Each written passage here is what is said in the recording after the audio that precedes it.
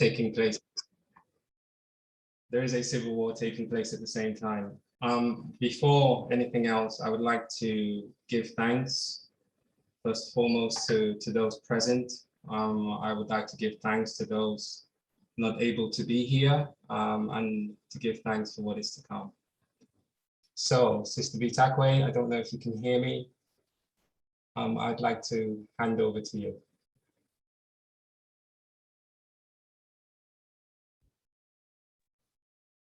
Thank you very much, Brother Yannick. Good evening, everybody. Good evening. Hi. Hi, it's an honor for me to be here with you guys this evening to share a little bit about my culture with you all. I'm sorry about the network. It's been challenging getting the video up, but I think I have everything up, so we can work from there.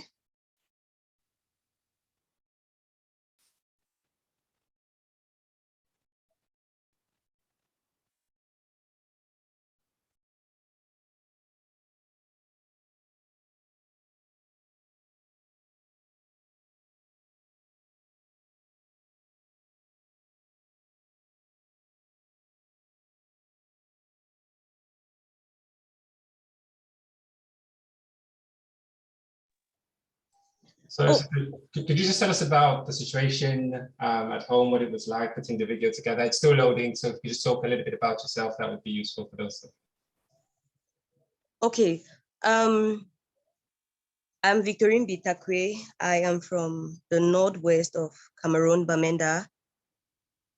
Currently staying in Yaoundé. I'm a content creator. I have a YouTube channel that I do travel, lifestyle videos. And recently I picked an interest in knowing about my culture, from food to what we wear, what we used to wear, to the whole Cameroonian lifestyle, because I feel like the culture is seriously dying down. I'm also a makeup artist. That's one of the ways that I got to discover how we're losing the culture. From weddings, how we get to celebrate our weddings. People just copy ideas from everywhere. So from then, I started having this desire to move around. If you check some of my videos, you know, I love to visit places like Bimbia that I visited that was yesterday, yes. So I like to visit those places to know what the fathers that are still left, to know how life was for them in those days, to see what I can bring up for the people of today to copy, so that we don't lose who we are. Yep. So that's a passion that just started, and I am enjoying the journey. Oh, I'm also a singer. I sing. It's a passion. And I have some songs on my YouTube channel. You could check that out.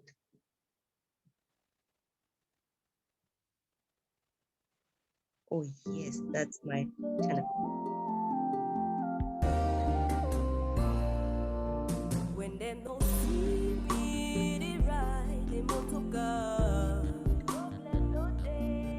and he don't stay away. I did my papa house. When they don't see me, they do as others do. They try to take it, say mama, you do they do. Sister, pray, you do like God, I know the way. Sister, pray, you do like God, I know the way. I know the way, I know the truth, I've got the light. I know the way, I know the truth, I've got the light.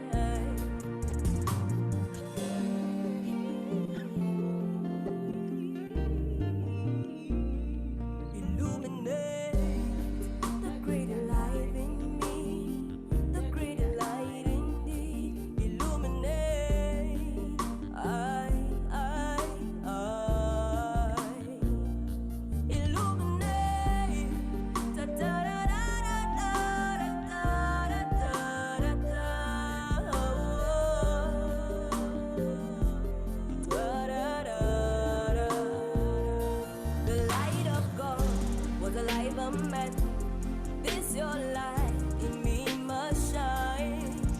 One man must see that light. What about the whole world must see that light? I don't care if you ever know my name. I don't care if you ever know my name. I must illuminate. This light in me must shine. Illuminate. This light in me must shine. I must illuminate. This light in me must shine. Illuminate. This light in me must shine. This light in me must shine. This light in me must shine. Sister, pray, pray. You're too like God. I know the way. Sister, pray, pray. You're too like God. I know the way. I know the way. I know the truth. I've got the light. I know the way. I know the truth. I've got the light. This light in me must shine. This light in me must shine.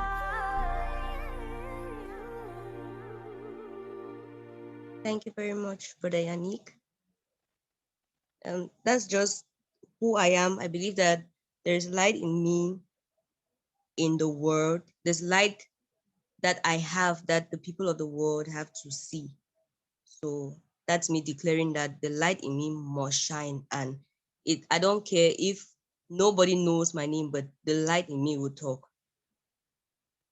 Yeah. Thank you. When did you write that? And what was happening around the time when you wrote it? That song, it was written like 2 years ago. It usually takes me a while to go to the studio, but I get the songs out. And during that period, I found myself in a place where, as a young girl, the people around me expected me to conform to what other people were doing.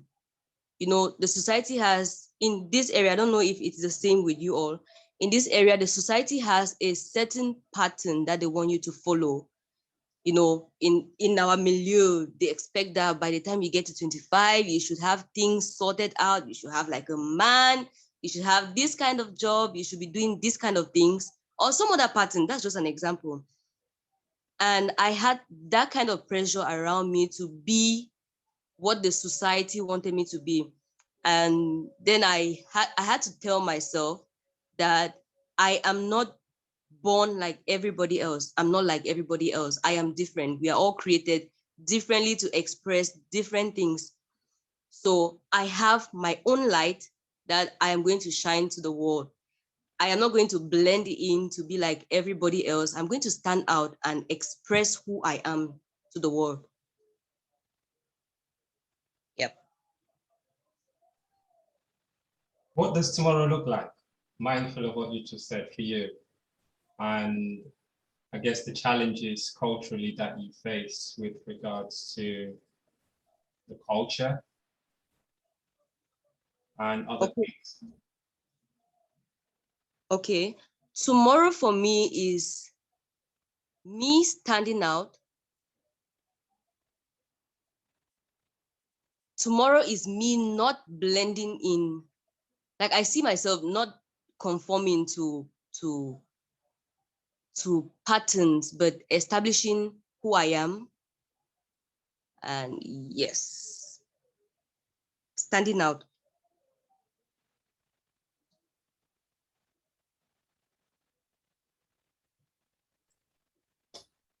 Okay. I am genuinely struggling to get this uploaded for one reason or another. to share it in a normal way, but I'm going to try and share something that was prepared earlier by Sister B, and then we will try and go through some of the clips whilst I figure this out. And maybe you can just talk through them or pause me as you see fit. Okay.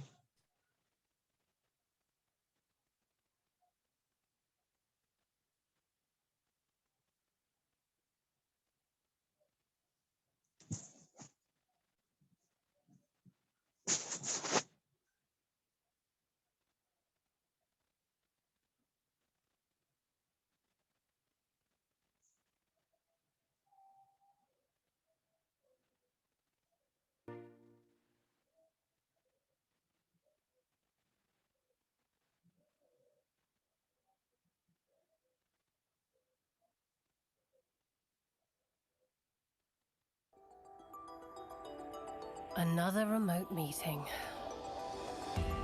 In Norway.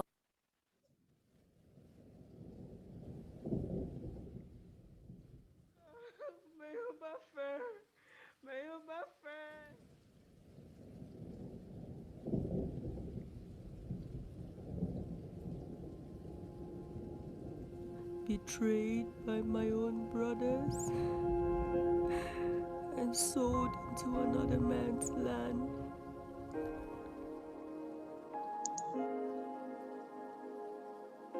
Be tamanja ngurut be gaya tamanja ngurut tamanja.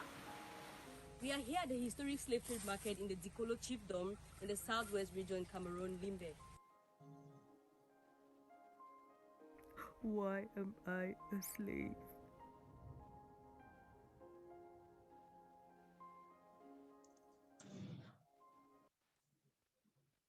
The Bimbia slave village reveals some of the horrors of the transatlantic slave trade that covered a period of 350 years. By the peak of the trade, more than 50 European-built slave posts were operational in West Africa. Countries involved included the Portuguese, the Dutch, the Danes, the British, the Swedes, the French, and Germans. The Bimbia slave site was one of the largest in Central Africa. Slaves from Gabon, Chad, Central African Republic, and Congo passed through Bimbia. The Bimbia slave site suffered extensive damages due to the bombardment of the British anti-slavery warship called Man O' War. Man O' War was stationed at Estelle in Mondoli village, some 6 kilometers from Bimbia. The mission of the British Man O' War ship was to destroy any slave boat leaving Bimbia to the Americas.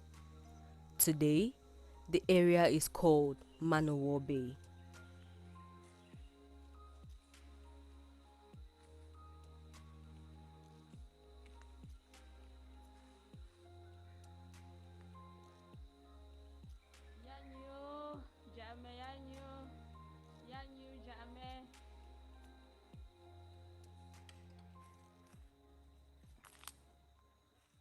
So when the slave, the way they promote Baminda, all sides, they came here to come and look for a job. But when they came here, story changed, they capture. So here the daily something like Biro. I hear the screams.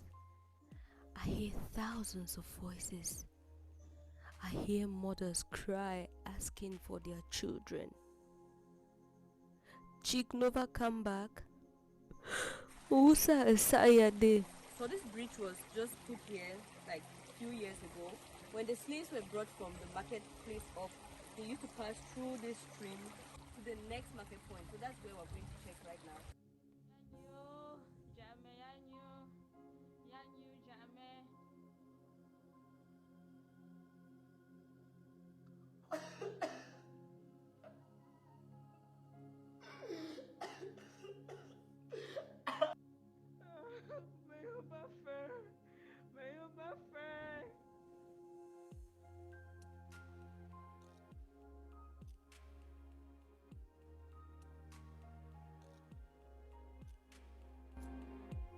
Young men and women from the northwest, from the south, from the east came to the southwest to look for money.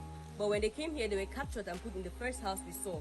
Now, from the first house, they discovered there were slaves, and this is the warehouse where they were stored, ready for transportation into the Caribbeans and the Americas. And right here in this place, they used to produce palm oil, which was transported from these pipes right up to the sea.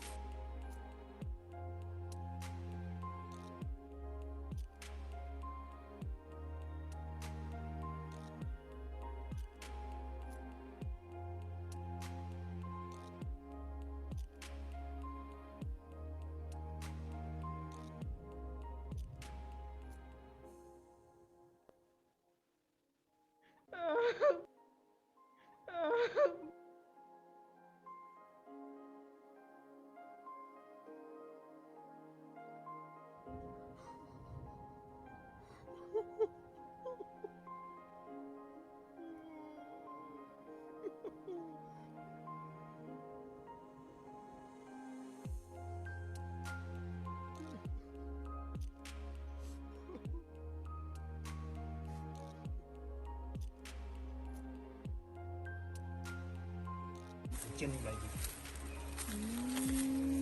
So stubborn slaves were chained here. Yep. Like this. So each pillar, how many people will it carry? Two Double people. them. 2 people. Because if you stand here, they put other one before you. Yanyu, jamais, yanyu, yanyu, jamais.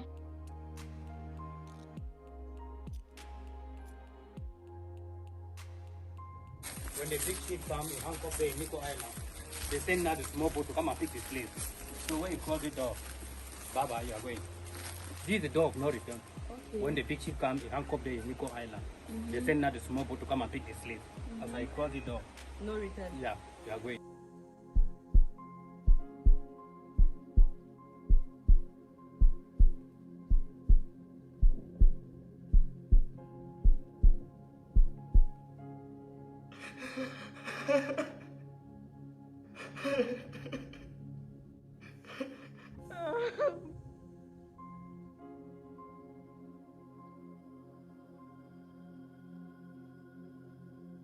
You come and meet the chief to do that transaction. Yeah.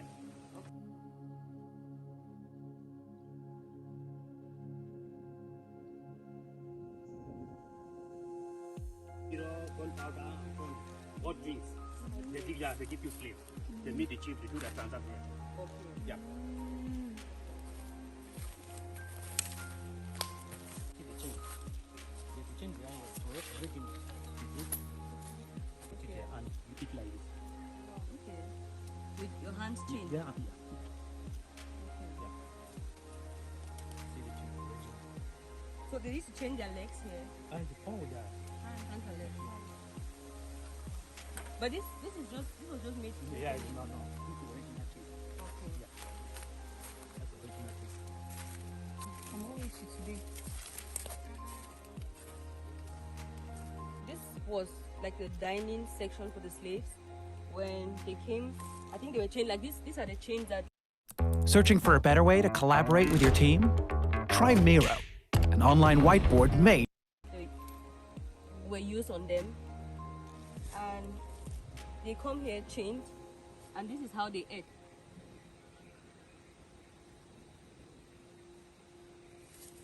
So the white people cannot join themselves with the slave. So the white people were living here. Okay. So this is where the whites stayed. The whites never joined themselves with the slaves. So they had their own habitation right here. I can't get there because it's a little bit bushy. But they had their own door of no return. Any white that went out there was going out to the coast and wasn't coming back.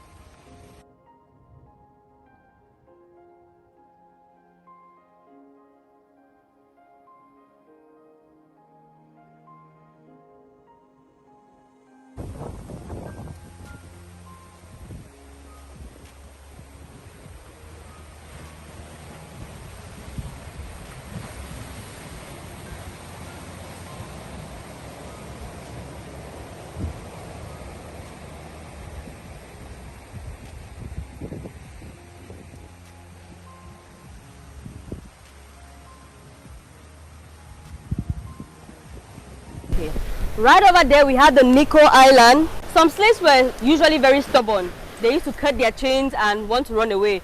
So what the whites did was they would take the slaves to the Nico Island and then threaten them. Since most of the slaves didn't know how to swim, they had to obey from the island. You may want to ask me why people were being threatened on their island. You have to understand that some of these slaves came from the northwest, some came from the west, searching for jobs here. So most of them, or some of them, did not know how to swim, because most Cameroonians don't know how to swim, except those in the southwest like this. So when they took them over to the island, they got scared of the water and they had to submit themselves to the whites.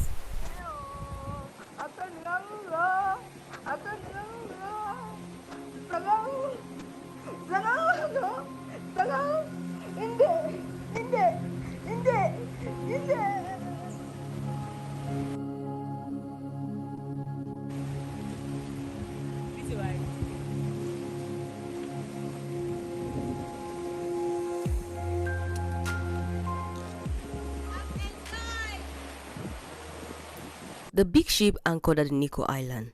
Now, smaller boats were sent into the Bimbia Island to collect slaves from the door of no return.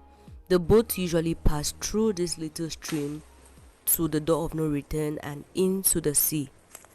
The ethnicity of captives transported from Cameroon: 205 Tikari people, 107 Douala Bimbia, 93 Bayangi, 91 Bakosi, 69 minor groups, 58 unidentifiable, Gemba 47, Ambiguous 43, Chamba 41, Balondo 36, Womb 31, Widikum 30, Bafo 25, from outside region 21, making a total of 978 Cameroonians taken away to the Americas. Some of the commodities used for the purchase of captives included guns, gunpowder, bicycle, perfume, cotton, tobacco, jewelry, sugar, iron, rice, salt, cutlasses, mirrors, cigarettes, shoes, beer, sunglasses, clothes, walking sticks, just to name a few.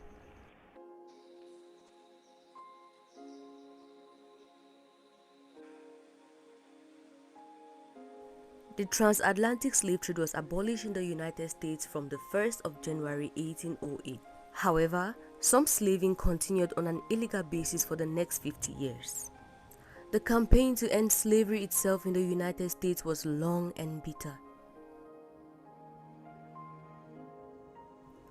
Around 1.5 million slaves left Africa from the region of Cameroon. Combined, nearly half of all the slaves destined to work in the Western Hemisphere came from Cameroon and the Congo River Basin.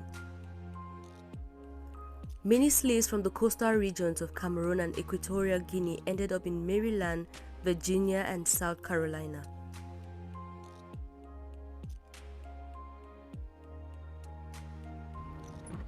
A little caution if you'll be visiting this area. The roads are not very good. There's lots of construction happening on the road, so it's not a very smooth ride. We just got to this place where the taxi cannot cross because the roads are terrible. So we're going to cross. Where's the other girl? Come here. We're going to cross on foot and a hill. Guys, when we were at the fish market, we met a bike guy. He told us to come here. 8,000 francs. Inside Limbe. 8,000 francs. I just said, hey, pardon. I know the day. What's going on with that?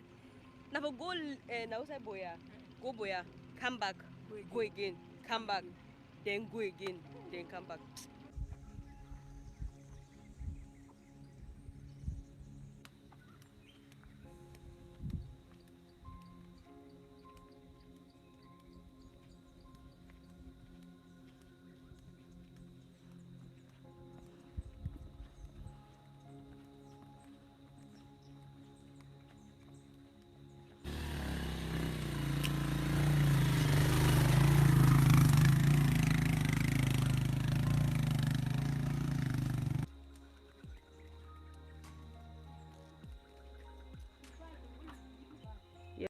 A lot of people don't know this, but the best way to make money with Amazon in 2021 is not by... Yeah.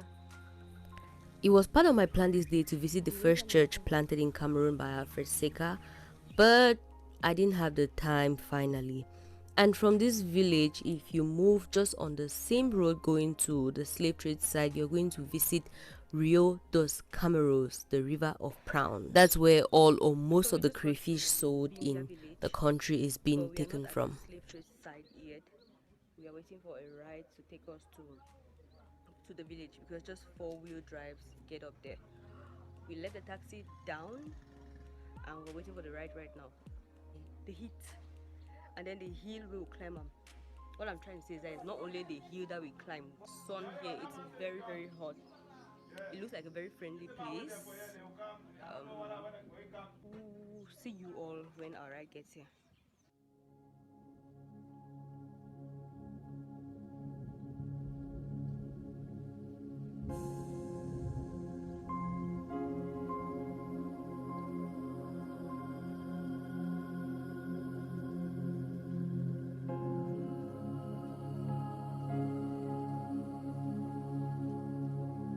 Thank you, Brother Yannick.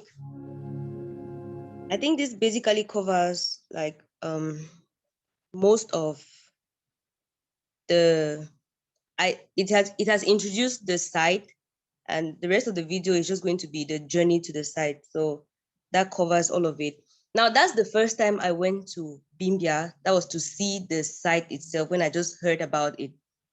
Because if you followed the video that I sent you, it was not until sometime this year that I got to discover that there was a place such as Bimbia, because we don't study that back in school, which is a sad reality. If you check our history books, there are other things that we get to study which doesn't, most of the things don't even concern us. So when I found out about Bimbia, I just made up my mind to take a trip there. And when I went there, I was shocked. If you watch that video, you notice that at some point of the video, you'd hear a voiceover, maybe somebody crying or somebody, most of it is crying, wailing. So that was the experience I had when I went there. Okay, you have the videos here. And thank you for joining me. My name is Victorine Bitakwe. I am a Cameroonian. I am based here in Cameroon, a content creator. I have a YouTube channel, and recently I have developed a love for knowing.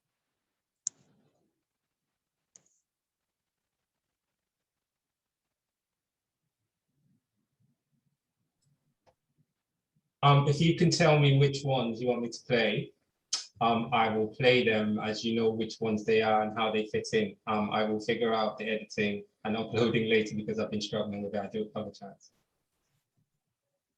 Okay. Well, all of it was trying to introduce the site, and then within the video, I was explaining my second trip to Bimbia.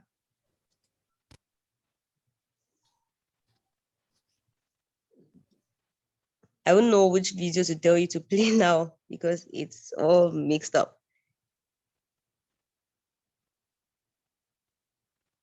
The ones you, obviously, if you can talk us through who you spoke with, and then I can play the relevant videos for.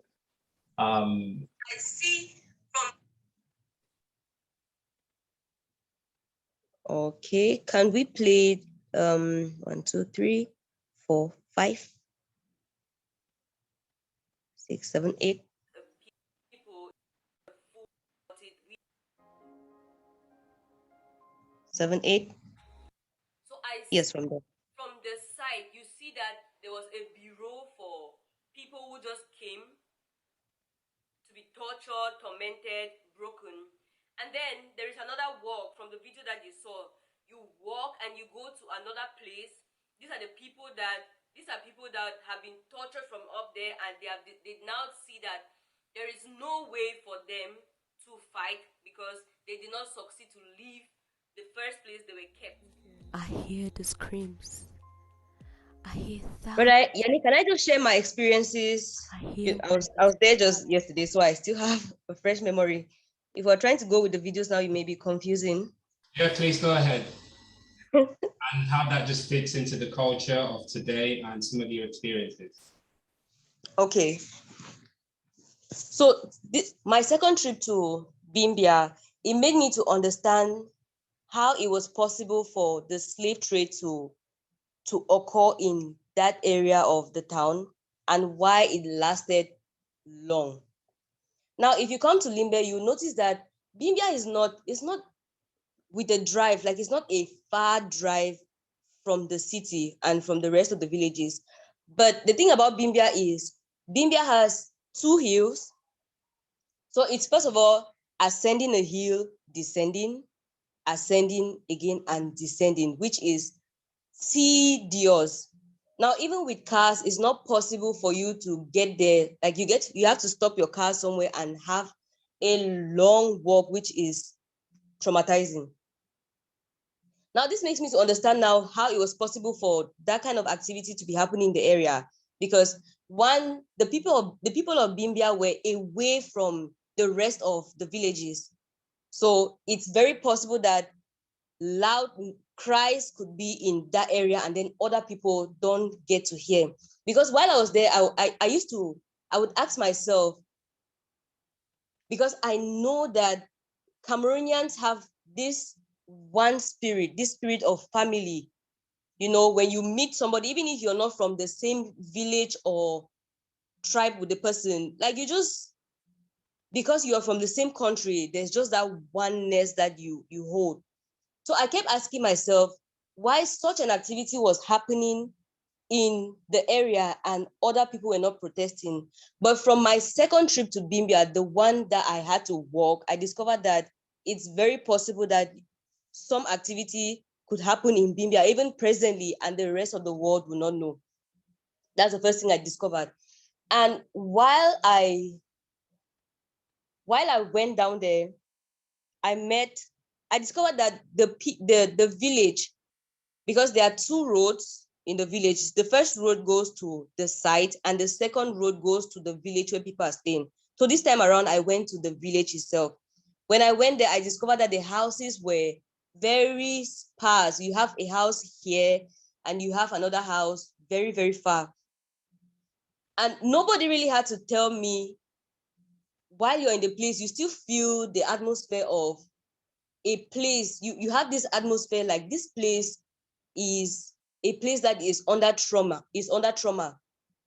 trauma from the activities that were carried out there. Because I believe that slave trade, it was not just trading, it was trading humans. And human life the human life to me is not just some commodity, it's something that has a spirit that talks. So the lives that were being tortured there, some people were being killed there. When I went there the second time, I just felt an environment of a place where, there are some unsettled cries, unappeased cries, and it's affecting the development of the place. Like people don't stay in the place. It's a place that is undergoing trauma. That's the second thing that I discovered about the place. So while I went there, my intention was to meet a chief. Bimbia has three chiefs. They have like three kingdoms. Bimbia has three chiefs. Good. I expected to meet like one of them, but I discovered that none of the chiefs in Bimbia reside in Bimbia. All of them stay out of the village. They are in town. So the only person I could meet in the village was like the oldest man in the village, a notable. He's called Pa Williams. I think we can play the first interview I had with him.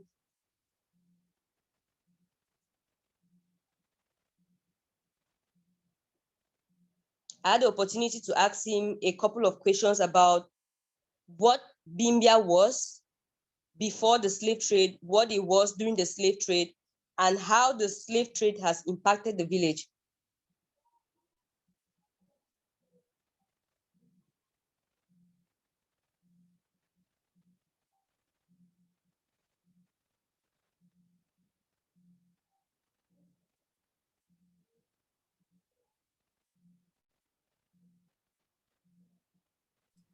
Just let me know which clip it is. The first clip with Pa Williams. This one or before? Delivered by Let me see that. Lusenge, Bile, Kwani Wunda. You get, you understand? Yes, Papa. The I'm sorry, my phone froze. founders, or I should say, the the original people who built up this Bonabile, is Lusenge, Lakwani Wunda, who was a woman. He delivered 2 boys, 1 girl. The girl is Asimani.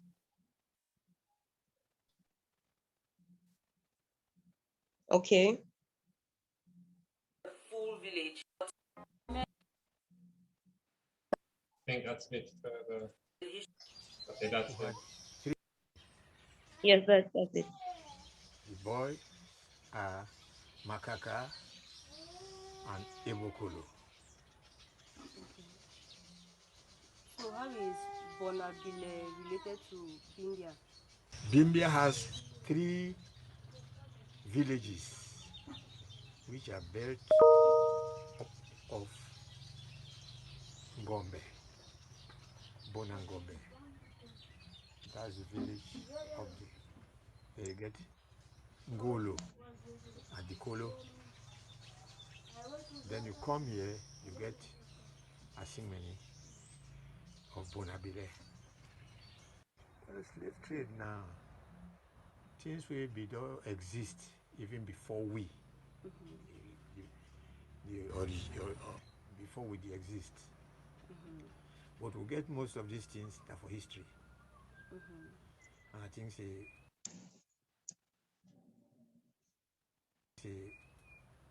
those things are things that we be don't be recorded. The village was controlled by the chiefs. You understand? Manga Mambimbi. That's before the slave trade. Before the slave trade. Because the slave trade cannot continue when there was no chief. They were the people organizing the slave markets. No, as far as history is concerned, like the stories you are hearing today, I do not think it has brought some improvement, because this village could have grown than what it is today. But I'm sorry that things are falling apart. The slave trade was a marketplace. When I say marketplace, where slaves used to come from upper land. Where are the upper land? Upper land, you get some from Kribi, from Bamenda, and so on, from Bojongo, and all the like. Because here is a beach where the market and the means of transport to export the slave was. That is why you've seen that place, the slave site. And over there you have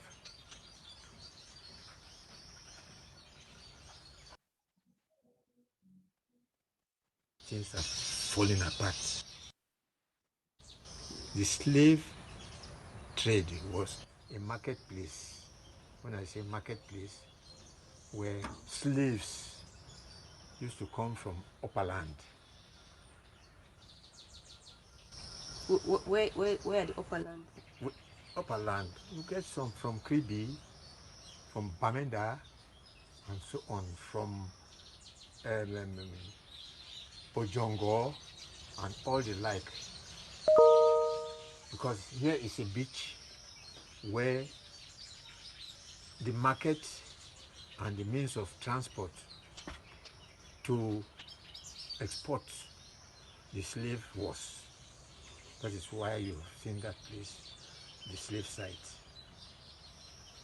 And over there you have Nico Island.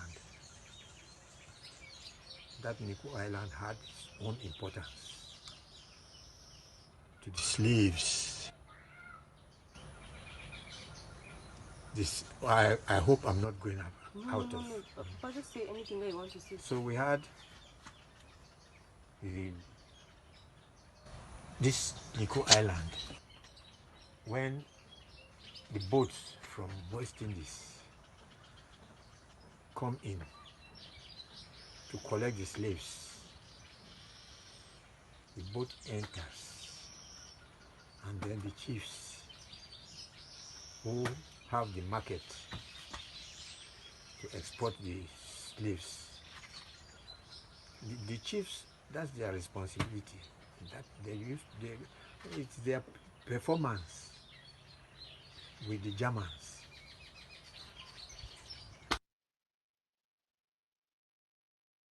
Slave cave. So they had to carry, when they realized that most of those slaves started running, escaping, they bring them from there, take them to the Nico Island. Because since you don't know to swim, you must be there to wait until they come and collect you people. Sufficient. Were they happy selling their brothers, or they were being deceived by the whites? You know, for that moment, the way they were thinking it, it's a market. It's a market. The way they were thinking it or took it was best known, or why it should be that way. That's why most of the children of those fathers, the fathers of those children, That was a danger to them. yes, but it didn't concern them so much, because most of the slaves, most of the slaves didn't come from the village. They didn't come from the village. Yes. It was just as you carry a goods to the market. You go to the marketplace. That's why I told you that these slaves From were the brought hinterland. from, you understand, to the market site where they should be transported. Okay. The slave didn't come from the village. No. They didn't come from the village. This was a place where was known as a let me say a park. A park. You bring your goods to the park. Then the vehicle have to carry you to your destination. This was a park. None of the children from here were taken as slaves. Okay. And that was why, you see, the chiefs understood that they were not selling these children or taking these children who, or they should, they are not taking the children of Bimbia. They are not taking the children of Bimbia as slaves. It was a marketplace. These slaves come from the destinations that I've told you, right? To Bimbia.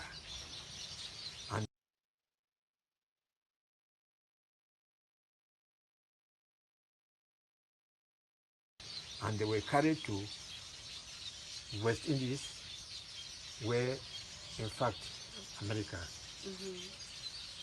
where they have to execute their duties. No, it was a business which yes, it was a business which the chiefs in those days knew that such market, I've told you that the slaves didn't come from this They didn't come from village. this place, yeah. So most of those places that I've mentioned, like Kribi and all, like, I think those slaves came from there to here because this was a port where the boats have to carry them to, and it was agreed with the chiefs of the place.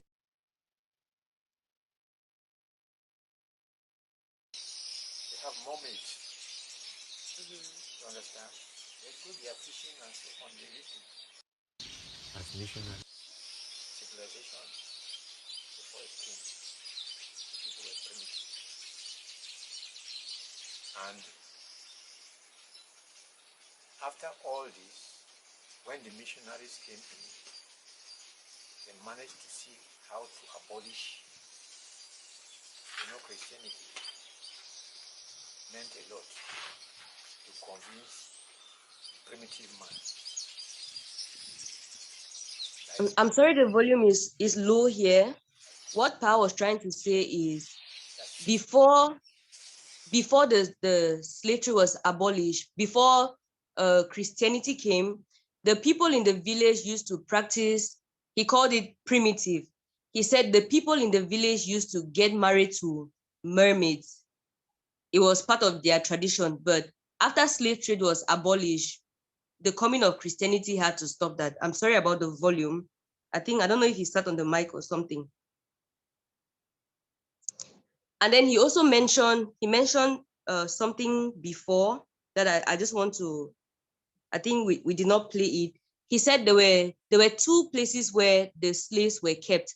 The first place was the Nico Island. The Nico Island was the second place. So there is a cave, they call it the slave cave in somewhere just around Bimbia, where slaves were kept, and the slaves there used to resist.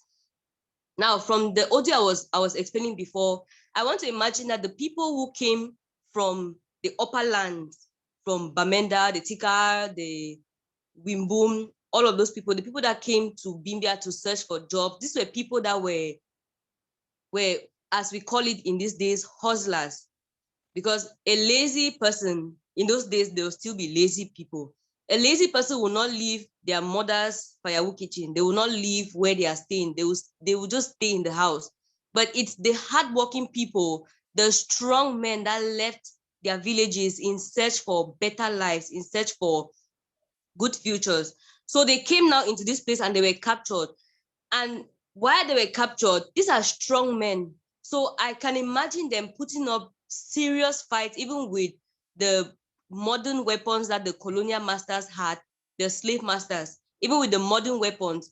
I can just imagine these people fighting in the cave, in the slave cave, and they were now taken to the Nico Island. That is where their strength failed, because we don't know how, most of us don't know how to swim, since we don't have like big rivers, we don't have like the sea in the other parts of the country. So when they came now and they saw the water frightened them, and they had to submit themselves to the slave masters. Thank you.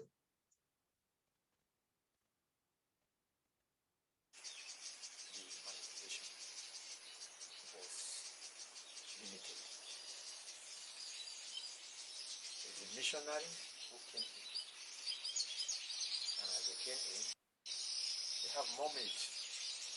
You understand? They go there fishing and so on. They live with a marriage with mermaids. Yes. So with every of their things that they were doing, shows that they were still primitive to their way of living. Right? So mermaids are spirits. Yes, mermaid, Mami Wata. They got married to Mami Wata. Yes, villagers had those things as their own tradition. You get me? If you want, they had their own way they lived the way. Like today we have money, money is money made by money made. We had trade by barter. Can I just ask this to be, what's he talking about there?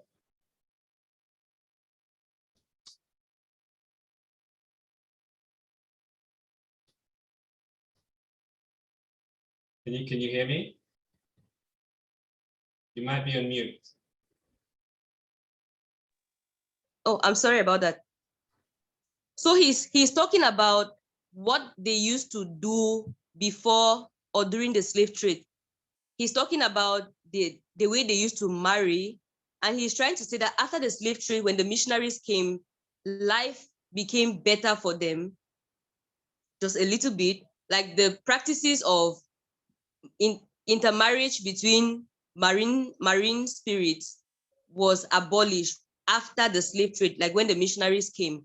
And then he also spoke about money, the act of giving goods for goods. It was changed after the slave trade. So money, the cowries now came into use, and then money eventually after the slave trade.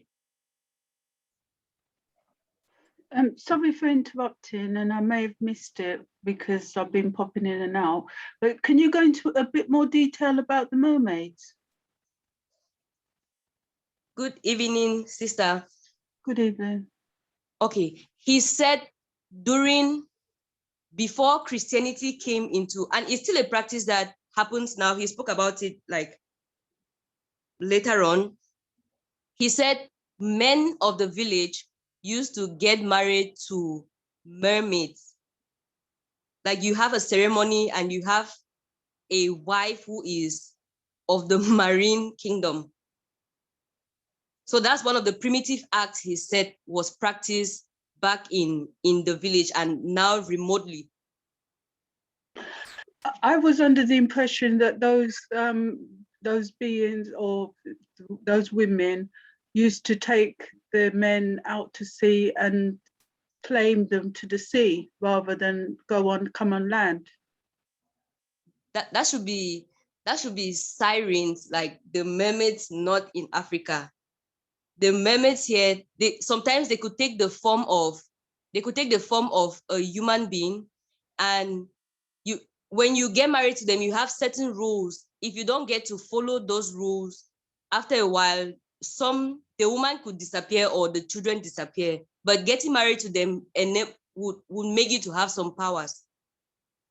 Sorry for the interruption. Thank you. You've answered my question. Thank you.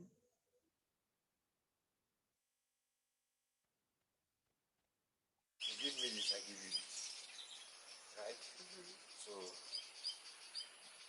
they knew nothing about money.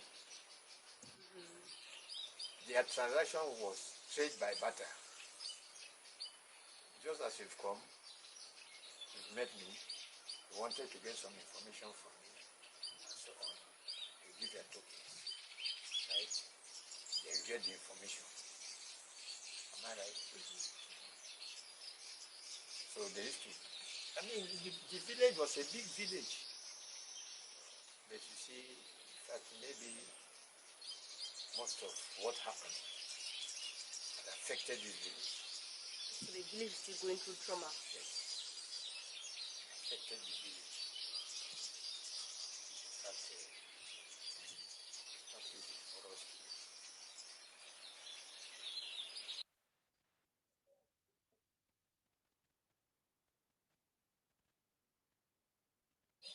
If your fathers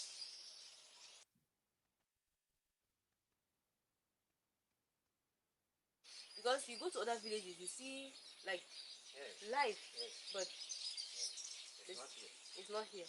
So that's the concern that I'm going back home with. I don't know if there's something you can tell me about as somebody, as a notable in the village. Do you think that there's something that the people in this village can do so that...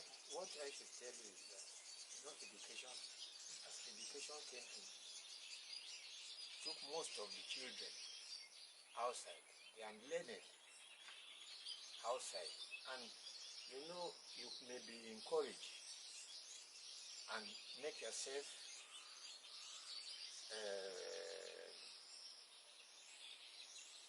if you have the light which has to direct you to your destination, it's life. What I mean to say is, if your fathers have squandered you because they realized that the village had fallen in a doom, if the children go out, they may not come back because their fathers are not existing. So in America, there are so much outside that you must have fighting spirits before you could even decide to be. You couldn't have met me, but I have a spirit which I think that will control me, because I saw my father and I advised my father to bring me back home.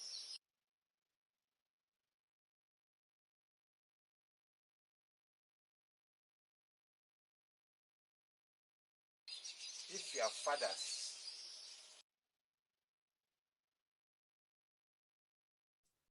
Sorry, just to ask, Sister B, did he just say that he saw his father and he asked his father to bring him back home? Yes. What does he mean by that? Okay. Now from my conversation with Pa Williams, it's like he has been struggling to ensure that Bimbia stands as a village. But the people in Bimbia, I think they are still going through like the shock. It may not be something physically. It should be a spiritual something that they are going through, that they have not sorted out some issues with the blood spillage in the land. They have not sorted out issues with the souls that they sow. So it is causing the people of Bimbia to always want to go out of the village and not to come back. So Pa William was trying to explain that he has seen this problem in Bimbia, and he's looking forward to having a Bimbia that was a lively place as before. So his fathers took him out of the land, but he came back in the land to establish the land, to see that it becomes a vibrant place again. Thank you. Yeah.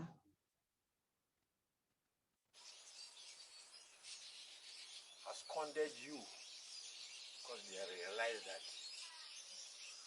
the village had fallen in a doom.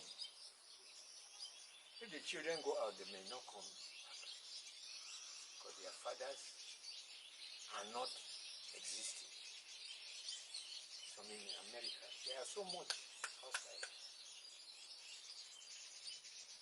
Yes, it does. It requires a ritual, and they have not taken time to work on it. And now another thing that I noticed while I was like, I got to talk with other people who were not really notables, and the things that what the people in Bimbia used to do, you know, selling human beings, it's a culture that has transcended like those generations. Even though they don't do like slave, they don't do like selling of human beings to other people. I don't know about that, but they get to, like, the people that are there now, like the chiefs, they have this habit of selling the lands. You don't sell, like, they have sold most of the land in the place to foreigners.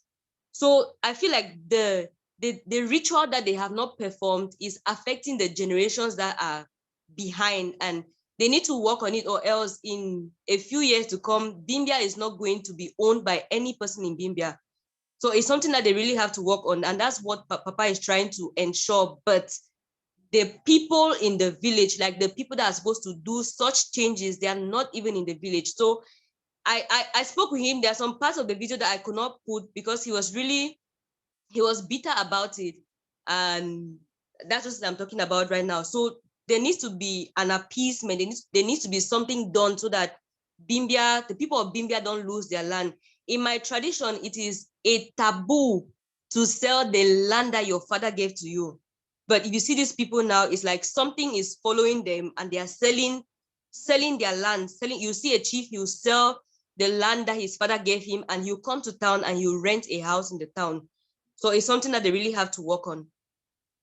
Thank you. Thank you for that response. Sister Arello, I think you've raised your hand. Thank you very much, Yannick. And thank you for asking me to stay on. Good evening, all. By the way, I am Irelu Tunwashe. I'm a Yoruba traditional medium. And from the moment you started this session, the messages I was picking up was so intense. I wanted to get out immediately because I'm pleased, forgive me, no offense meant. I don't think you yourself know what you're in. But I want to thank you for this evening because these are my own people. Once you mention Oweyo, this is what he's talking about. These people are Olokun people. They are not mermaid people. As I'm sitting down here, I can hear their oriki in my ears. I'm afraid I don't want to sound arrogant, I'm a high profile Orisha medium. Let me put it this way to you. You are right. They are disconnected from their origin. That's the first thing. You see, I also need to add, yes, like themselves, I come from a direct biological lineage of selling slaves.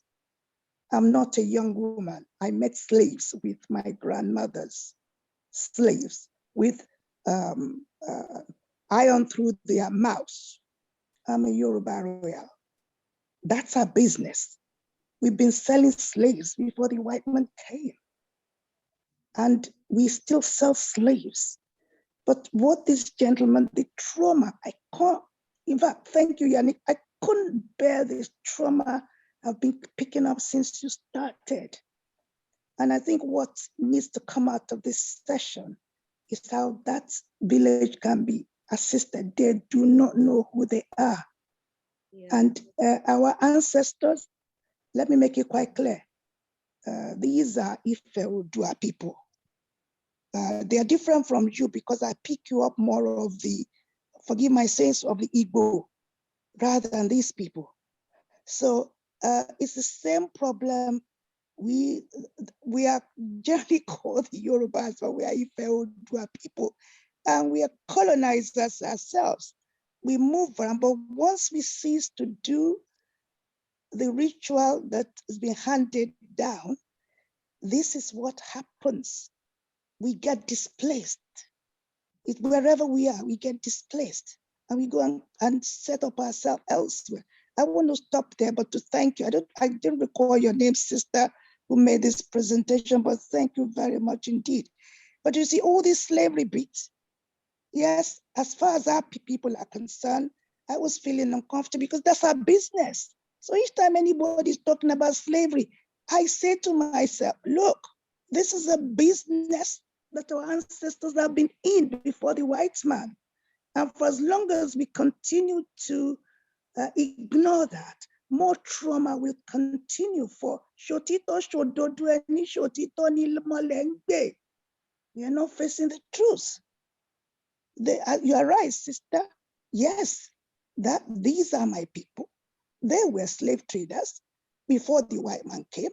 They continued this slavery, and the consequences are the things that somehow we must assist them to get their head. I certainly will want to be in touch with this guy to help him to understand some of the things that that he will need to do to be able to get away from all of this. The other thing is there's nothing called trade by barter in our tradition. Before, we never used to spend money because the money belonged to those you call the mermaids. We don't have mermaids. That's Olokun Asorodayo. Olokun Asorodayo. We are Okun people. And the cowrie, we never used to spend as money. We will exchange yam for meats, for this, for that. We were not money people at all until Oja Ojigbomakun started. So that's our history. And I think this particular guy is exactly from that background where he's saying he's the white man who call it trade by barter. No. Even now, we still do it in certain quarters that I will trade with my land, meaning bring somebody to work on my land in order for that person to have money. For instance, your hours, yes, for my money. I mean, we didn't see it as slave, but let me stop there. But thank you. It's been a fascinating reconnection with some of our lost, and I have to say, my lost people. And there's nothing they can do with that area you are calling Bindia until Mama Dafani, Mama Sorosila, I'm just communicating from where I am. So let me say thank you. But the truth is, these are disconnected Yoruba people of Oduduwa, and we've always been slave traders. And some of the consequences we are also still facing in the part of Nigeria that is known as Yoruba land. I want to stop there. Thank you. Thank you. Hello, sister. Hello. Yeah. Hello. Yeah. Are we saying that there are Yorubas too in Cameroon? Yeah, I am telling you quite clearly what I like this lady. I'm sorry, please remind me of your name. Victorine. Right. My name Yes. is Mrs. Bayuk Deborah. Thank you. I traveled all over the world. The other part of those in Cameroon are the Fulanis, and they are related to us. You know, there are words, we call it a wiki, that we used to trace our people. So in fact, the word Yoruba, I think many people think that is our original, if you like, the word to describe who we are. But no, we are Ife Odua people. Is by the way we were behaving that a group of people label us with that. And to be honest with you, we are so diverse, but there are things you will see. I went to Mauritania. I followed a case like this to Mauritania. I was so surprised to see where the cowries that he's talking about and the way he's describing it. So I'm afraid I would say they are Ife Odua people. Ife Odua people. And today we are known as Yoruba people. And we are all over the world. The cowries was used by Igbos use cowries as well. Well, I would say to you, that was why I mentioned Oja Ejigbomeku. We tried with the Igbos using cowrie. So we tried with the Igbos using cowrie. And as a practitioner of Yoruba tradition, I've actually been to areas of Igbo land where people like myself do divination like I do. And they use some of the cowrie, and they have shrines as well. They have Ordinani, we have Ogboni, so we have Oshugo, so they have Ordinani. They don't let anybody into their Ordinani. Yeah. But they want to get into our Ordinani, like they are now. So yes, we are quite close. The Igbo people, we have got, these are Ife people, Oduduwa people, Obatala people, Oromfe people, Ogun people. That's the way, because there are 13 in Ife. Ife Mefa Ilumeje. That's who we are. We are Ife people. So this man is from Ife background.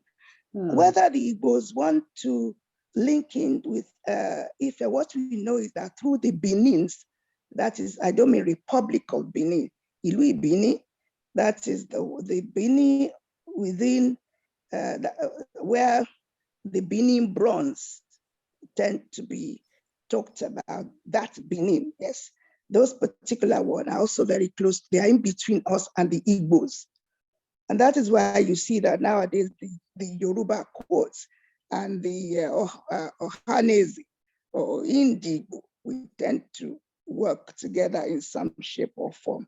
So yes, I'm well aware, but we don't have this thing called mermaids, but we've seen Yemaja, yes, we do. We've seen what people may want to describe as mermaids with the Yemaja, even in Ibadan town itself. So again, these are my people. Thank you very much. There may be your people as well. The lady who just asked me a question about Tigo, but I know that some of them are your people, if I can say that. But these gentlemen, it's good to realize that there are some Yorubas in Cameroon. I know there are in Ghana. That Western Togoland is Yorubas. But what did you say? Sorry about that. Warriors that went there, and maybe in Africa and all that. So they are in Cameroon as well. Which area did you say?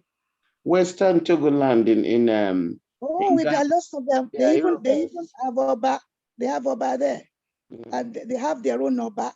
You see there, kò sí ilẹ̀ Oòduà tí kì í láládé, àwọn yóò láládé. When they start talking about just chiefs, they've lost their crown. Ade wọn ti sọnù. See, these are people who along the line have actually been disconnected, and that's why they may appear unusual in the place you call Cameroon. I love to know the sort of food they eat. I would love to know some of the festival they still can remember.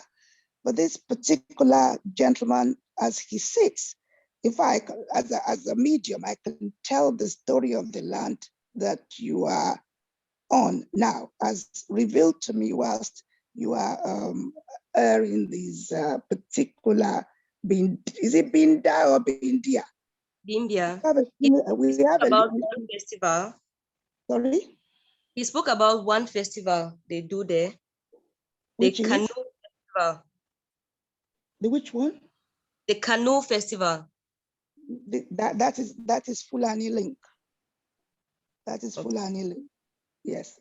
The other thing is that this particular gentleman, from where I'm sitting, can be traced to where we call Abesan, and 9 children were born. The Abesan family also, they left, well, I wouldn't say they left, the land they are still on today, history tells us is the land that belongs to Alaafin, that is Oloyo. Oloyo was the one that spread wide. So 9 were born. 9, a woman had 9.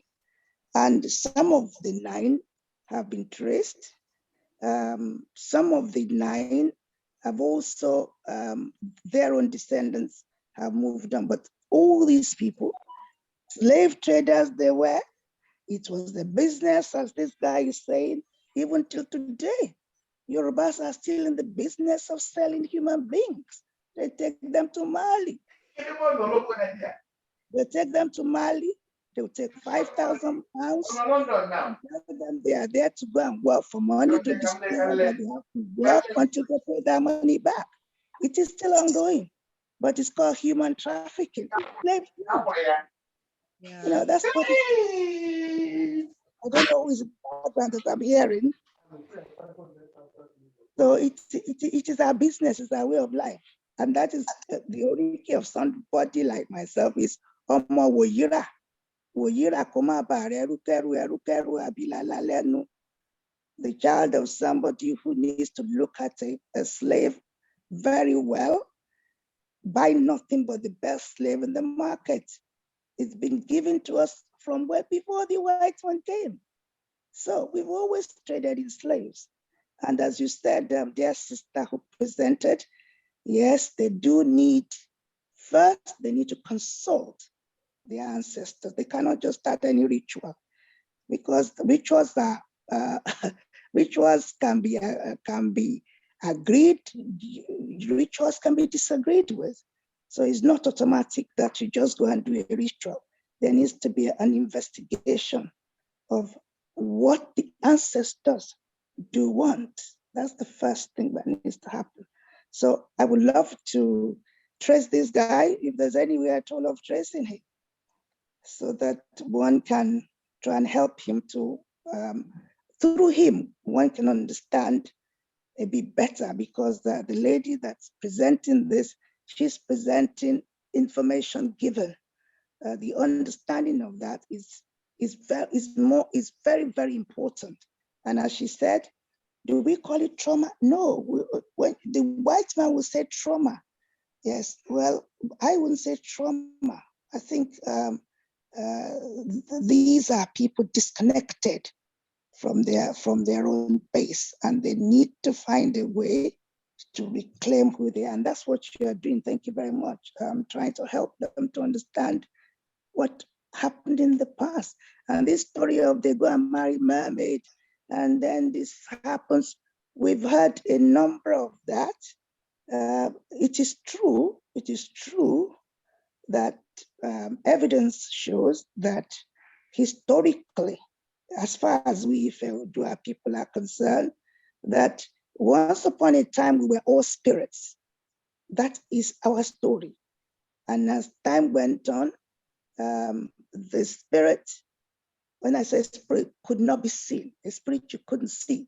So it's not a matter of a spirit in a human being. No, we were unseen until at some point we began to have those who were visible, or we encountered those who were visible. And we began to have half spirit, half what you can call human. So we are quite unusual people in that wherever we go, even you can call yourself a Christian from now to 1,000 years. Once you are still connected with that blood, you will not be let go until you go back to that. Our spirits, our ancestors don't give you peace. They don't. They hold on to you until you are returned. Every day of my life, I'm reconnecting people who think they could go to some church or they could go to some mosque and say they are calling, please, I don't mean no disrespect, calling Jesus Christ. They have to come back to people like me. And I say to them, look, this is what you need to do. You can't be let go of. You have an ancestral commitment, and that commitment you must fulfill. You don't fulfill it, exactly what is happening to these people, they're happening. You won't have peace. You will not have peace. So it's actually ancestral agenda that you are dealing with here, and they are lost. I don't mean that in an insulting way. They are needed. They are needed, and they need to reconnect. And when they are reconnect, first they haven't got Oba. Well, it's very Yoruba, Loba, look on their chiefs. I go into job. Sorry about that. Every now and then I go to my language because it's the only way I can express it well. I don't think in English. So I'm afraid we've got a good example of ancestral challenges, if I can say that. And until they are reconnected, I'm afraid, as you said, dear lady, the ancestors, their own ancestors will rid of them from that land. And they will rid of, wherever they go, they'll be got rid of until they find their way back. Because where they are, they don't know who they are. They're disconnected, and they are not fulfilling the purpose of their ancestor. So therefore, they'll be displaced. They'll be displaced. Many of Yorubas are displaced in that way. They are everywhere, displaced. And they sell their land, like you said. They sell their land and they go elsewhere. And when they go elsewhere and they're having difficulties, then they start looking back and start finding the way back to where they belong. I'm afraid that's the nature of the people that I have described to you. I'll stop there.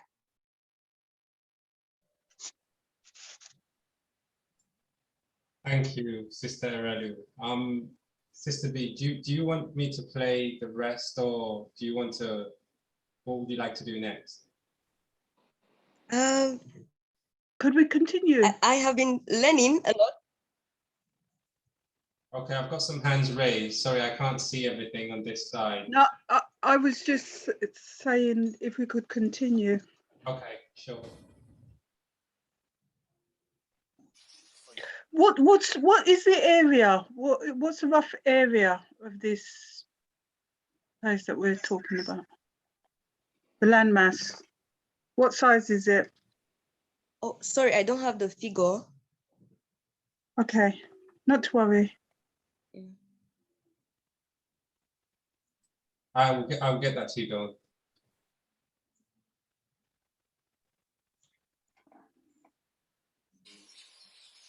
You couldn't have met me,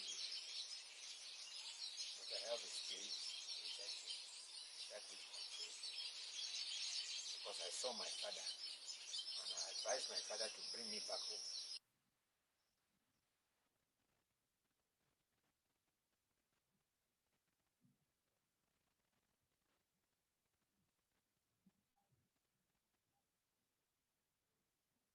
I don't feel like the people have left that shop, because if you go to the village right now, you notice that the people from the village are not in the village.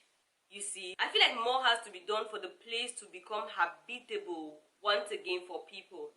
So some people speculate that it's the whites came and kidnapped people. So they just leave out the part that that it was a business that we're doing. So they just put it on the part of the whites that they came to our country and they kidnapped our fathers, our forefathers. So, but you have explained now to me that it was a business, and I'm trying to now think that the business, one, it was out of selfishness. They're trying to gain some things and selling people, and then two, out of ignorance, they really do not know the impact, the primitive. They did not know the impact of the things that they were doing. Yeah.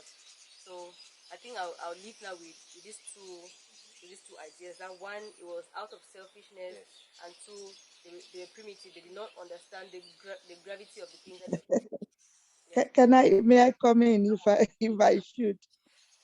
Yeah. Yeah, let me come in there. Look, things I didn't want to say, but let me make it quite clear to you now, and I don't mean to upset anybody. The first thing, before we would buy or sell slaves, or before we will sell people as slaves, one of the reasons, the fact that somebody may have entered into a deal with us and they cannot fulfill that deal.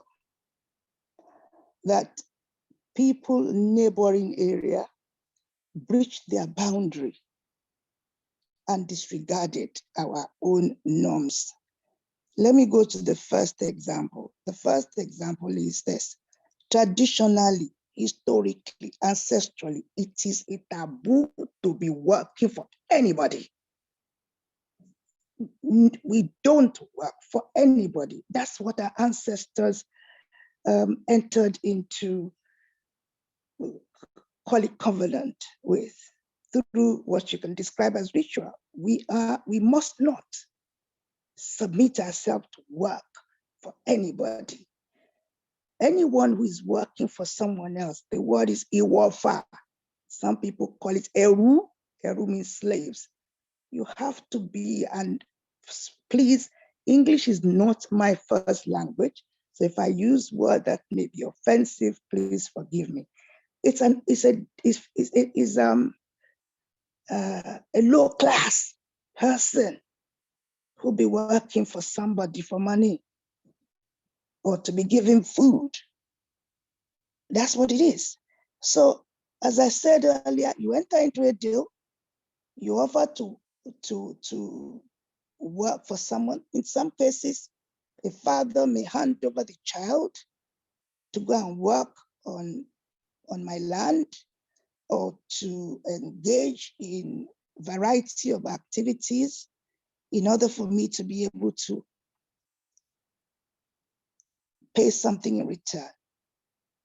Now, if there's a breach, we do not, unfortunately, we believe yes is yes, no is no. Imuleni, undertaking is undertaking. You make undertaking, we kind of don't tolerate it. And I have to point out that because we no longer have that, I always say to people, before you lend a euro, before you give a Yoruba money, a loan, think twice, because you may not get it back. Because there's an ancestral practice. If that is not done, the person will, it's not that the person don't want to pay it back to you, they won't be able to. Because again, we can't borrow money without doing certain things. So first thing is that somebody has entered into a deal and that person cannot fulfill that.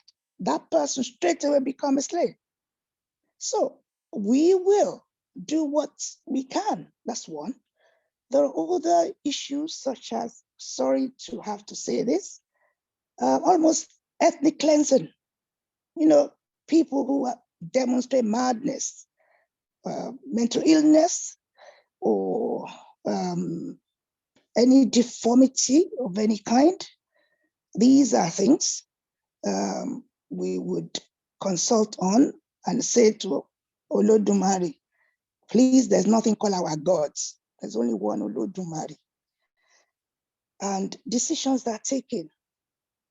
We also, as I said, are territorial people. Stay on your lane. Don't cross ours. You cross ours and breach some of our rules, you're in trouble. So I'm giving you 2 or 3 examples there. That's definite. So it's to do with the audacity to breach rules and regulations of our ancestors. So it's not about ignorance. It's not about selfishness. That was originally. In actual fact, I can tell you here and now that initially, when the white man used to come on this boat, little boats that some in those days, they didn't come onto our shore. They didn't. They dare not. First, they didn't understand our language. B, they had no idea of the geography. So the gentleman, Mr. Williams, is right. The chiefs were the people at the forefront of it. No white man would dare. They wouldn't dare. So that is as far as we are concerned. So they used to come and stay away from us. They used to stay far away. We were the ones who were, guarding our boundary. We were at the beginning doing trade with them. They will give us something, we'll give them another. At that time, there was no human beings involved. And that is why in the area you call Yoruba land today, we have evidence of treaties, trade treaties signed with every monarch of our land. Trade treaties to trade. Trade treaties signed with Ijebu, with Remo, with Oyo, for example. Treaties signed to trade with us. We're business partners. So these are facts that needs to be clear. That's not because of selfishness. Mr. Williams is right. We were traders. We were business people. And regrettably, we didn't sell slaves to be put through some of the things that we've now discovered happened to them. But there's also evidence of people, sadly, like my great-grandfather was a prince. Some of the princes were involved. Now, they did take human beings all the way from Yoruba land across to Lagos, all the way to Bahia, in Salvador, to be precise. They took them. He was going backwards and forward. He was a well-off human being. Even when you see him, his photo, you will know he was a well-off. There was a whole set of them. Even the Oloris, the wives of the Alaafin, the wives of the monarchs, they were involved. They were involved. They took human beings. Yes, and I recall from evidence-based, children, the first child of most of those people taken out there were brought back into Yoruba land so that at least there'll be a future when they realize what was happening. So it's very difficult for me to be saying to you that they were selfish or it was ignorance. No, if it was selfish, if it was ignorance, please tell me today, a Yoruba woman, they are the ones who are involved. I broke a ring recently, Yoruba women. They will tell other Yoruba women who have financial problems that there's a job somewhere. And those people will be told they are going to a particular country and they will find themselves in another country. And when they get to that country, the person who took them there will hand them to another person who they will say, you are going to work for. And when the one who is handed let me use the word, the commodity to the buyer, it is after handing over that the buyer will say, by the way, I paid 5,000 dirhams for you, and you will not go until you've worked and pay that. It is still going on. It is still going on. And all the work that's been done, campaign, don't do this, don't do that. A number of them are involved in prostitution. It is still the same thing.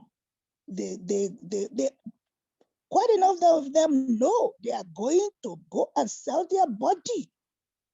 And before they take them, there are spiritual practices that they engage in. And they're not stupid. So it's an area that I can't say that I have all the answers, but the truth must be said. It is still going on today. It is still going on, still taking people from Yoruba land all the way to wherever to sell them. It's still going on. So it is not ignorance. It's been an ancestral practice that seems to have been passed on from generation to generation. And it's kind of, some are from the ancestry where they sell slaves and they've continued to sell slaves. Some are unfortunately from the ancestry, this is the way I can put it, where they've always been slaves. And no matter what, they will not be contented with the work they are doing in Yoruba land. They won't go to another country, another area of Yoruba land, or another area of Nigeria and be contented. They want big money. They want success. They want to be this and that.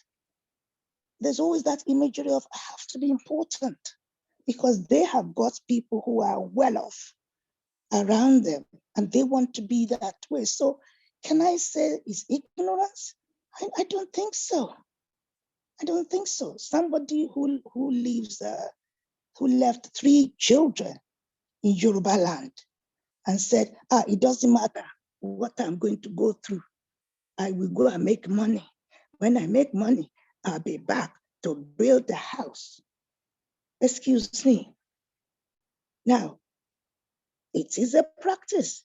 that you must do what you have to do to be somebody. And it's still continuing till today. And that's got nothing to do with the white man. It's got nothing to do with the white man at all. So for me, I hope you will understand that we will say you have responded to a calling, and it's that calling that's taking you to these people where they are. And it is that is the calling of mine that made me to come across somebody called Sister Marcia. He was the one who got me into this network. And of course, lovely Yannick. And it's because it's the only reason why I've come to this is because of him, because I have encountered him and I can see that he's actually been led. I use the word led. So there is a lot of shift. We've got to shift our, my view, we've got to shift our thinking about slave trade because we haven't got the truth. We've got what we think is the truth. And it's important. There are places that were raided, but this transatlantic slavery involved many communities. They all have to account for themselves. There is no generalization. Take it from me, the whole of Lagos, Lagos, Bokwaguda, as we call it, the Lagos Island, still there today. Majority of those who are there were descendants of slave traders. Slave traders, land allocated to them. And I mean, my biological family has one there. The place was made of, was built with a fountain in the middle. I grew up in it. I used to have, slaves waiting to serve meal from other parts of Nigeria. Omodo, Eru, they come and will wait as my table set. That's the kind of background. And I can't say I'm the only one. The Augusto, the Marquis, the Olaya, the Alakijas, the Duarte, they were slave traders. That's how they made their money, big money. So ignorance, I can't say that. No evidence to say so. And the same culture, this is the problem about blood. The same thing has continued, and one has to understand what today is saying. So I'm afraid it's not ignorance, it's not selfishness. I think perhaps it's more of something that's come generational, which has been culture, which is what we are looking at, the culture of trading in human beings. It's a cultural practice. Why are they trading? They believe they are trying to help. In some instances, they believe that somebody is owing them, they have to pay it back. And it's the same thing as I explained. So I will stop there, but I mean, these are realities that people have got to get their heads around. Some people may not like it.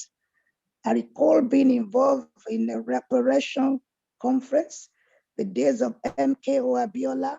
I was one of the major speakers because he was trying to get reparation. I said, we must apologize. If you want to collect reparation from the white man, what about us? Didn't we sell them? We did. We did sell them.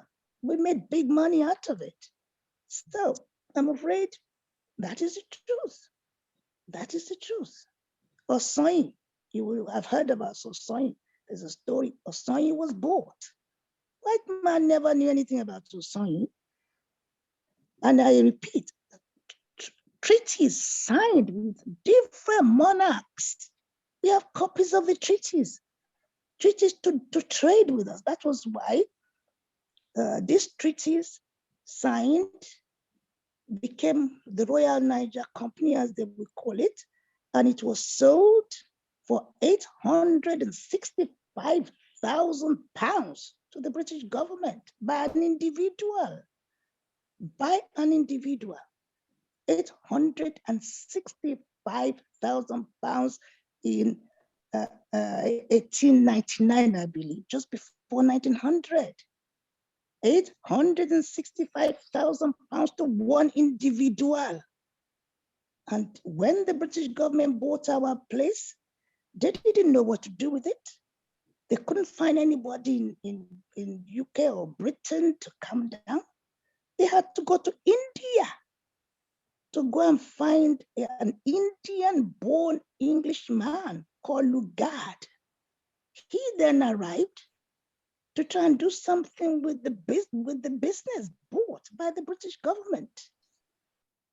And then we had the North and Southern Protectorate. If I can interject there. Sorry? If I can interject there. On legal terms, that was not a contract that was written on an equal note. So if somebody is seeking for perpetration for everybody involved or compensation, if I should use it, they are right if they look towards the West because they drafted that contract to their own benefit. Half of the people they drafted the contract between cannot read that contract. Can I say something to you as somebody who is a legal luminary? You don't need to say that. I try to dissociate what is happening today to what happened then. Yes, written in English, but Alaafin wasn't stupid. Are you sure? Let me tell you now, please. This is the assumption many people make. You know, when look, I could spend days telling you need to hear, I am from that background. I haven't read it in books. It's not books. It's not books. So what you read in books, what you read in internet, I have a whole trunk box written by my own biological great-grandfather who was a slave trader, written by himself. He made a lot of money. So please. But that person cannot sign for the whole of the tribes in Nigeria. No. I think you have misunderstood. By imagining also. The monarch signed. Alake wasn't stupid. Alake was not stupid. Okay. That's fine, but we did not sign anything in that terms. We are not even there with the form, so we are not supposed to be that Nigerian. I can't speak to, yes, I can't speak for the Igbo. I never speak for the Igbo. That is why we want out. We did not sign anything. We fought them for 40 years. My dear sister, we did not sign anything with them. My dear sister, I support your going out. Yes. I support your going out, and we too want to get out. Mm-hmm. We were not there when they formed Nigeria. We were not represented. Exactly. And they have been there before the Englishman came to the so-called Nigeria. Exactly. So we went out. And to give you my good news, Nnamdi Kanu has been released. Has been released?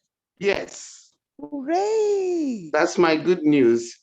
That's and wonderful. They are trying to deceive people that they're seizing his Nigerian and British passport. He doesn't have Nigerian passport. He was born in Biafra with a certificate of Biafra.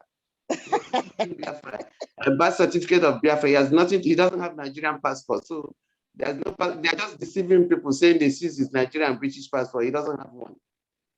My dear sister, for the sake of those who are listening to us, you see, unfortunately, what is called Nigeria today, made up of nations in their own right. Yes.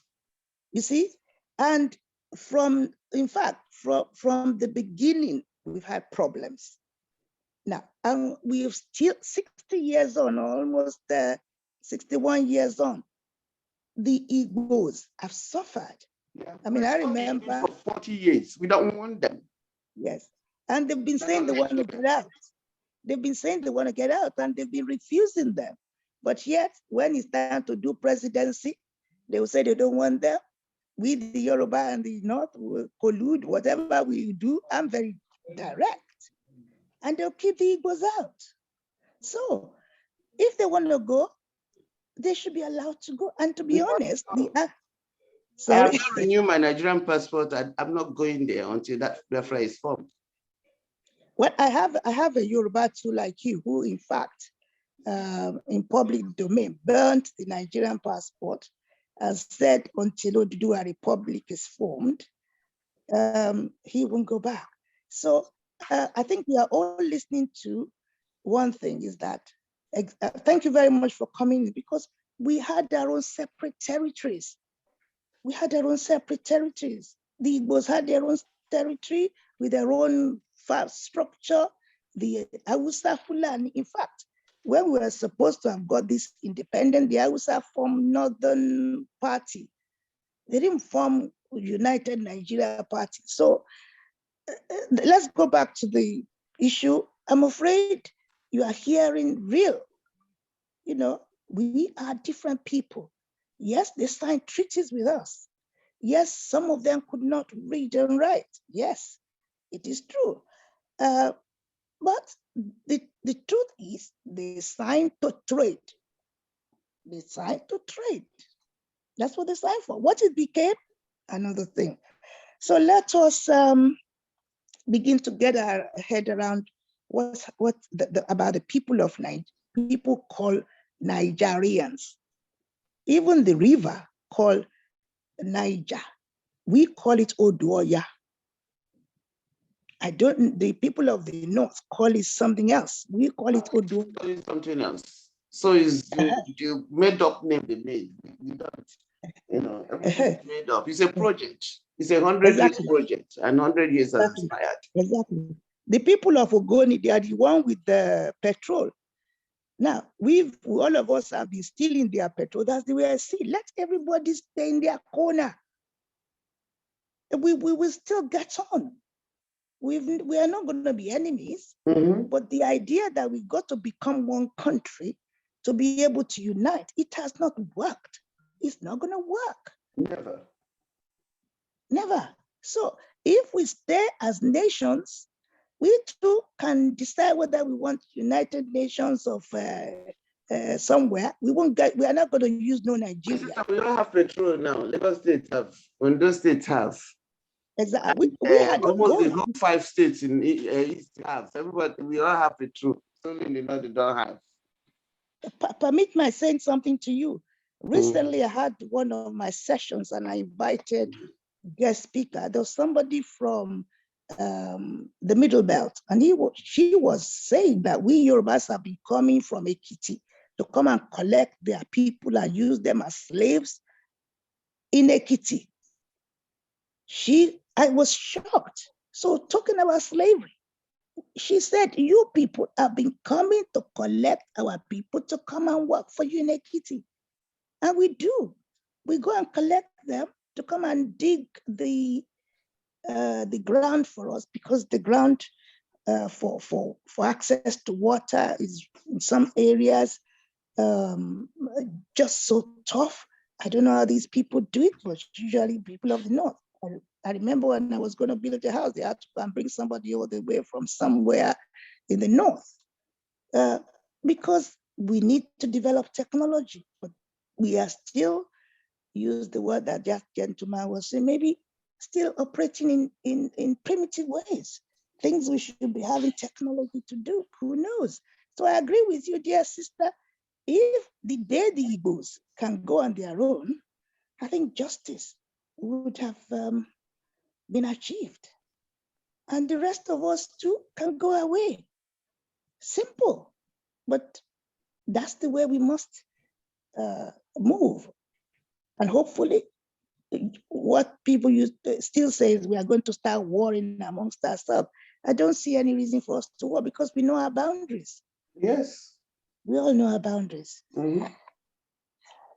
I think you've got a sister, the presenter. I think you've got a good idea of, that's me, Yoruba, and my dear sister is Igbo, although she's my wife. Happily I am. So when they go on their way, we will bring her to our side. Yes, sir. You can come and visit me, no problem. You are not taking us to your Igbo land. You have You my will brother. visit now. You will visit your in-laws. So I'm going to jump in there. I know Sister Dawn has had her hand up for a while. I just wanted to bring her in.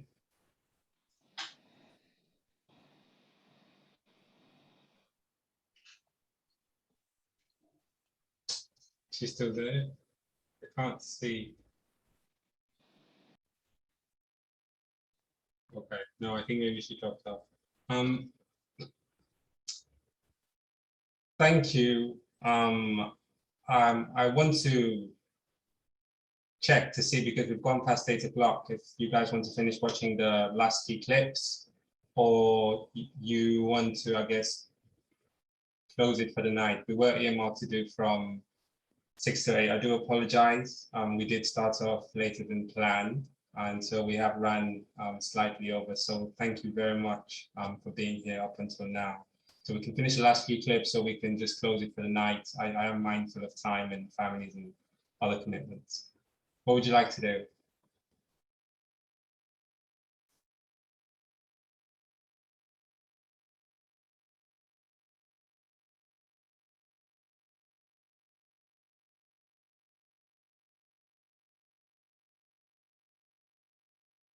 Deborah, Sister Arelu, Brother Roy.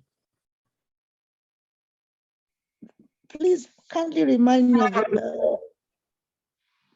No, I think we've got 2 or 3 more clips. So we can finish watching that, or we can close for the evening. We can look at one more clip, I will suggest, if it's not too much for others. Okay. That's fine. I'm seated. We really appreciate you, Papa. You are fortunate because you've met me. If you had not met me, it could have been. I am happy with myself. You get me? I'm happy with certain information that may come through. At least I'm liable to deliver the goods. Yeah. That is why I should be here and why I am here. And let my blessings from God pour on. I have much to do. Yeah. I have much to do. Thank you, Papa. You are welcome. Now, to conclude the story, if it was left to me, I would say that fort be burnt down, because it has sad memories, seriously sad memories. Just walking into it, you understand what people went through, and it's so painful. But if I am thinking again, I would say that that's what happened to us. It may not have been what we wanted to happen to us. Of course not. It's never ever going to be what we wanted to happen to us. But that happened to us, so it is part of our history. And we have brothers, our fathers, we have ancestors who went through that place. So Bimbia should not be burned down. I feel like Bimbia should be preserved. Bimbia should be preserved, so that whenever we walk into that place, we no longer walk into the place in tears, but we walk into the place knowing that this was a stage of our lives, but we have passed.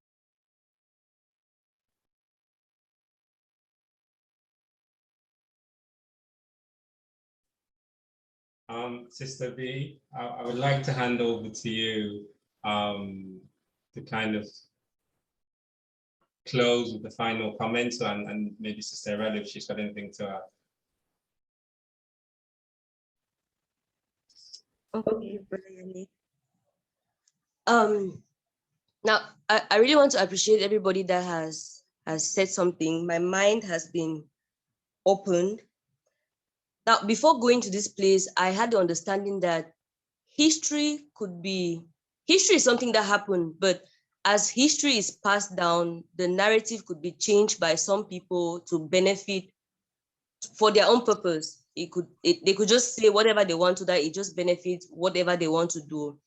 And the reason why I went to meet people in the village was because I was hoping not to read something that was written on the internet, because you're never too sure of what people write on the internet. You could just get ideas and you'll be running along with a wrong idea. So I'm really privileged to listen to Irelu,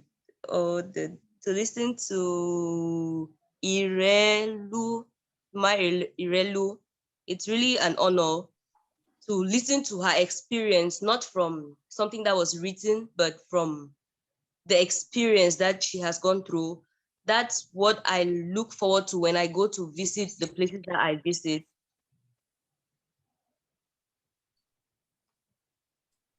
I think, Sister Aurelio, we cannot close without hearing from you. You've shed some truth on a number of different sensitive, challenging subjects, I think, tonight. And I don't even think thank you is enough. So I would like to hand over to you to close, and we'll say good night after you.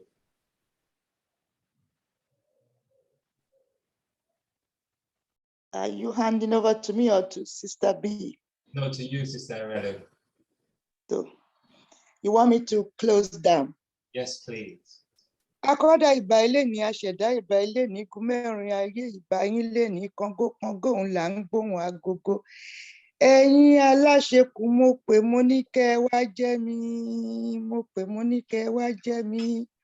Wọ́n ní torí ta ni wọ́n ní torí ibi tí àwọn ọmọ yín kan wà tí ọ̀tún kò yé wọn, òsì kò yé wọn, iwájú kò yé wọn, wọ́n wá fẹ́ padà sẹ́yìn. Olódùmarè mo pè mo ní kó wá jẹ́ mi. I have just communicated in the language of my ancestors on behalf of the people of Binda. I paid homage to Olódùmarè. The word Olódùmarè means Almighty God. And I also have stated to the ancestors, calling them to tell them that we've got their loved ones left behind. They don't know whether to turn right, they don't know whether to turn left, they don't know how to go forward, backwards. Never, they must reclaim their destiny. Mo pè yín aláṣekù, mo pè ẹ̀rọ̀ pẹ̀sẹ̀, ẹ̀rọ̀ pẹ̀sẹ̀, ẹ̀rọ̀ pẹ̀sẹ̀, mo pè é. Mo ní kó tùbà kó tùṣẹ́ fún wọn níbi tán wà. Kára kó rọ̀ wọ́n o, kára kó rọ̀ wọ́n. Mo wá mú arábìnrin tí ó ṣiṣẹ́ takuntakun mo wá síwájú yín. Ẹ má jẹ́ kí iṣẹ́ náà kó hun o. Ẹ má jẹ́ kí iṣẹ́ náà kó hun o. Ó ti wá dáwọ́lé iṣẹ́ yìí. Ẹ ṣe láláṣeyọrí. Ẹ ṣe láláṣeyege. Ẹ ṣe láláṣegbàyè. I've just presented you the presenter of today to my ancestor, asking them to thank you and reward you in abundance. And this important task that you've just embarked upon, that you shall be able to go forward and find a conclusion. For you have been chosen.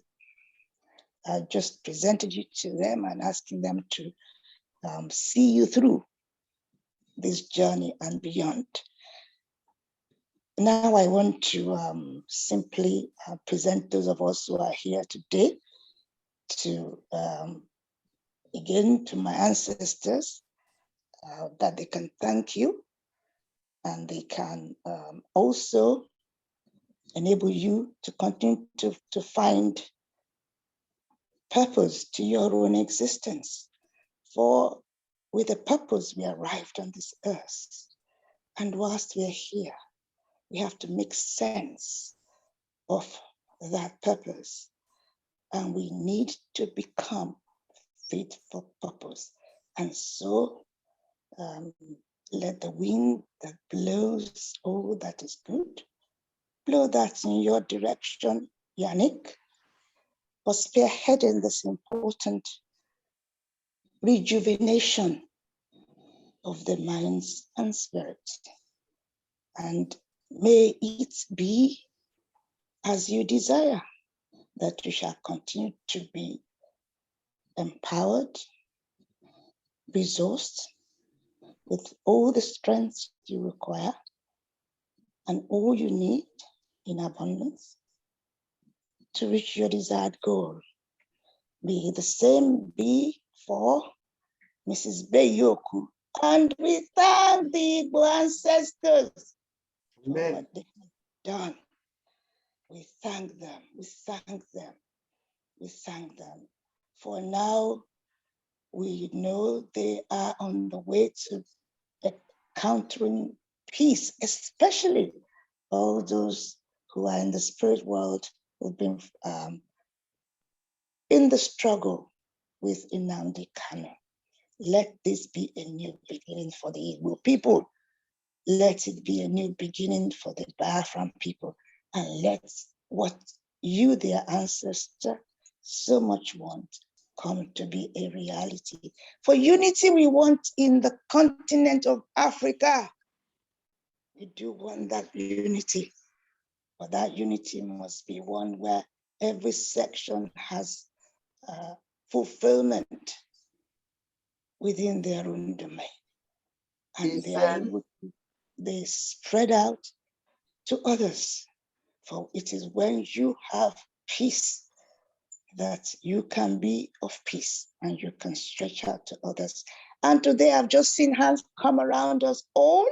I've just seen hands come together, and I've just seen heads bow down, not sorrow, but reflection. Let today continue to be the moment of reflection, from the moment we say good night to each other, and let us be able to make sense of where we all must continue to work hand in hand as a team in collaboration. For one thing, united we must stand. Divided must be a strength. And so it shall be. Aribe Ashebe. So simply say Ashe. Isen. Thank you. Thank you very much, everybody. I've come to the end of that. Oh, I feel as if I'm really somewhere else. Wow, this is a privilege. Thank you, sister. Thank you, thank you, thank you all. Thank you too. Good night, all. Good night. Good night.